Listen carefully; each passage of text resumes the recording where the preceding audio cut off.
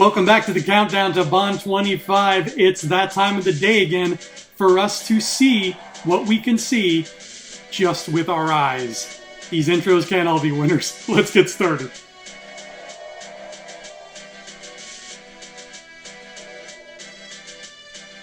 Welcome back to the Bond Countdown here on Thumb Together. Today's film is For Your Eyes Only, released in June 1981. This is the first James Bond movie of the most decadent decade ever. Does it show? No, not really. This is kind of a gritty, low-down, easy-going James Bond movie. Kind of. The plot somehow manages to be very straightforward while simultaneously being a little bit too convoluted. I don't know how they made that happen, but it happened. Basically, there's this machine called the ATAC machine that exists on British submarines, and it kind of controls the British nuclear armament, something with nukes. I don't know. I don't like nuclear war. I don't like naval war, so I don't understand when they start talking about those things. But this submarine accidentally sinks when the boat that is carrying it, which is a Maltese boat, by the way, inadvertently pulls in this old sea mine and it blows up. And now this ATAC machine, with all of this important British nuclear knowledge, is sitting at the bottom of the sea near the coast of Greece, just waiting for someone to pluck it up. Now, our recurring Soviet General Gogol decides to call his man in Greece to go pick up the ATAC for him and bring it to him so that Gogol and the Russians can have possession of this machine that would inevitably allow them somehow, again, I don't know the specifics, to control the British nuclear missiles. Bad guys want nukes. Machine gives them nukes. That's the most basic way I can put it. And a character who was tasked by the British Secret Service to go down and get the ATAC machine ends up being murdered by the agents of Gogol's man in Greece. And we'll learn more about his man in Greece later. Spoilers, it's the main villain of the movie. And when this guy gets murdered, his daughter, Melina Havelock, swears revenge. And that is the plot of For Your Eyes Only. The song of the day is For Your Eyes Only, sung by the beautiful Sheena Easton. But a more interesting oddity with the music is that the score for this film was composed by Bill Conti. Bill Conti composed the music for the Rocky films and the Karate Kid. Those movies have a very specific sound. They do not sound like James Bond music. Bill Conti did not change his style, though. So what we have here is a film where James Bond has his exploits, and in the background, you basically hear something that sounds like it's straight out of Rocky. And it's a mess. On the plus side, for anybody who was really pulling to hear just some hardcore 70s disco beats while James Bond skis down a mountain chased by assassins, this is the movie for you. A couple of firsts in For Your Eyes Only. This is the first time that we see the singer of the song in the actual movie. Remember, MTV was just coming out around this time, so music videos were a big thing, and again, Bond is nothing if not a slave to the current affairs of the day, so they thought, hey, let's make this opening sequence look a little bit more like a music video, and poof, bang, pow, we have the beautiful, and I'm talking gorgeous, Sheena Easton singing her song right there in front of us like a music video. Now, the funny thing is, I call this a first, but I don't think it ever happened again. I'm pretty sure Tina Turner doesn't show up in GoldenEye and just waving her hands around. This is, I think, the first and only time this has ever happened. Makes sense to me. We don't need this to be a thing. Another first, and a much sadder first, is that this is the first film without M. That's right, Bernard Lee, who played M all up until this point, starting from Dr. No, sadly passed away, so he did not get to partake in For Your Eyes Only. And they were so concerned over who they could cast to possibly replace Bernard Lee that they just figured, let's worry about that in the next movie. And for now, this is an M-free zone. M does not show up. Bernard Lee, rest in peace, sir. Due to the grounded nature of For Your Eyes Only, the gadgets are kept to a very, very bare minimum. We have an exploding car that just explodes when somebody tries to steal it. And then there's the identigraph machine that Q Branch uses. But there's a great Easter egg in this scene where we see Q's lab.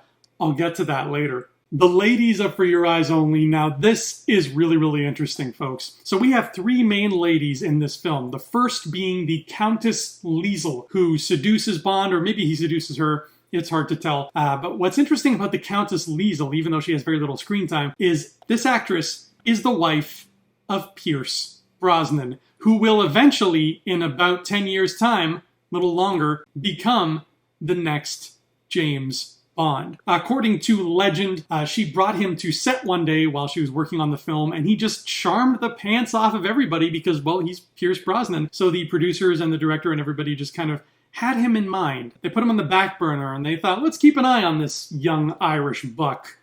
He's got a lot of potential. The second Bond girl is Bibi, played by famous figure skater Lynn Holly Johnson. Bibi is a strange character. She is played to be very, very young, and she's got a mega crush on James. But he's like, girl, I'm old enough to be your grandfather. Put your clothes back on.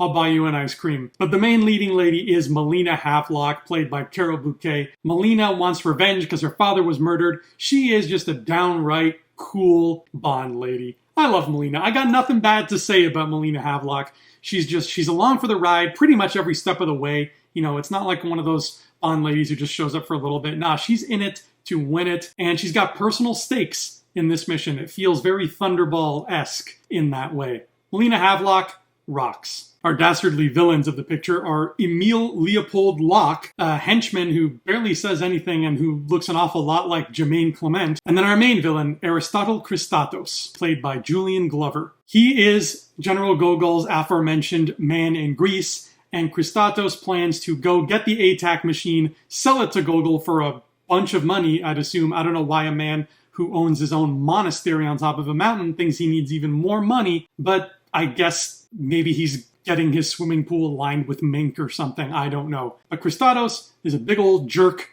and James Bond has to put a stop to him. One of the death traps that Christatos implements on James to cement his status as a jerk is by tying James and Melina together with a rope and then attaching that rope to the back of his yacht and dragging them through the ocean where they are to get cut up by the reef and then eaten by sharks. This is a really well done, intense scene, and what I like about it is the way Bond escapes from this death trap is pretty much, as far as I can tell, the only way a normal human being could possibly escape from this death trap. There are no gadgets, no 11th hour godlike powers to save the day. It's literally just James, Melina, and their wits holding their breath and trying to untie themselves from this rope. I don't have a clip for it, but another death trap involves hockey.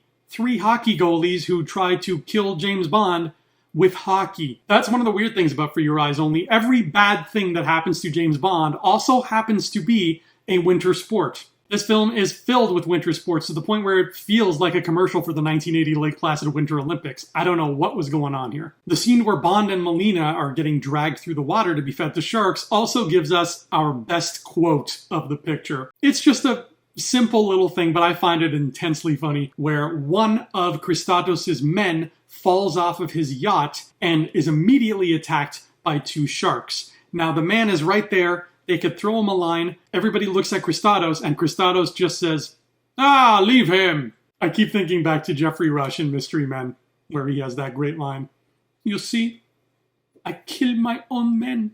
Bond villains are strange folk. Now, oddly enough, I think we have reached the first James Bond film that does not have a problematic moment. Yes, Bibi is head over heels in love for James Bond and is ready to do whatever he wants, but he turns her down, and nothing ever becomes of that. So I think this is a first. I should have added this to our list of firsts. It's the first James Bond film where I cannot seem to find a problematic, racist, sexist, whatever moment. Congratulations!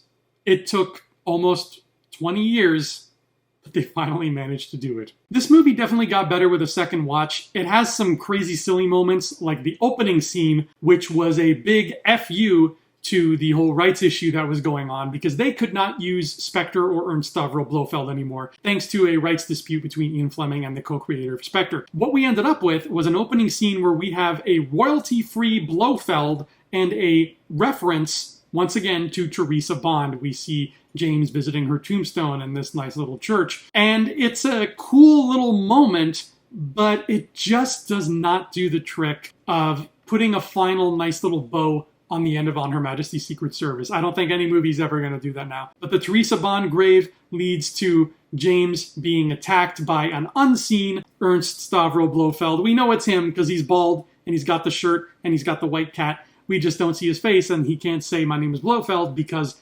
rights issues would have gotten them in trouble. So instead, we have this random faceless guy who gets picked up by James by the helicopter landing gear and thrown into a smokestack. So, you ready for some interesting trivia before we call it a day? Because there is some trivia to be had here. Let me ask you something. Are you a Star Wars fan? Just by any chance? Well, here's the thing. Aristotle Christatos, our main villain, he's a Star Wars. He's General Veers from The Empire Strikes Back.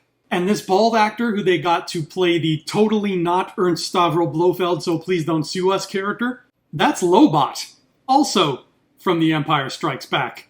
And last but not least, you have this guy right here in Q's laboratory. He's just got a cast on, the cast springs forward, he's just a random guy standing in the background. Well, once upon a time, in The Empire Strikes Back, he played another random guy standing in the background named Boba Fett. 3 Empire Strikes Back veterans crunched into one movie. But the crazy trivia doesn't stop there. Julian Glover, who plays Aristotle Christatos, was a very busy man in the 80s. Aside from being Christatos and General Veers, he also went on to play Walter Donovan, the villain in Indiana Jones and the Last Crusade. Basically, if it's the 1980s, just do not trust Julian Glover. And of course, as he got much, much older, Julian Glover became more recognizable for another role, Grand Maester Pycelle in Game of Thrones. And how odd, because look at one of the henchmen who works for him in this very movie. Does he look familiar? He should, because that is Charles Dance, who plays Tywin Lannister in Game of Thrones. For Your Eyes Only is like a crazy black hole of Star Wars and Game of Thrones and Indiana Jones, and it all just kind of coalesces together into some kind of Matthew McConaughey interstellar tesseract, and all light and time and space that exists as we know it converges here, bends in on itself, and then loops back out. That is the power of For Your Eyes Only. And something tells me, because I'm a little discombobulated, but I have a funny feeling that I incorrectly called this movie You Only Live Twice at least 8 times during this video. So if I did, I sincerely apologize. But that has been For Your Eyes Only, a much better film than I initially gave it credit for. I used to think this was the most boring Bond film. I can safely say I'm wrong now. But it's close.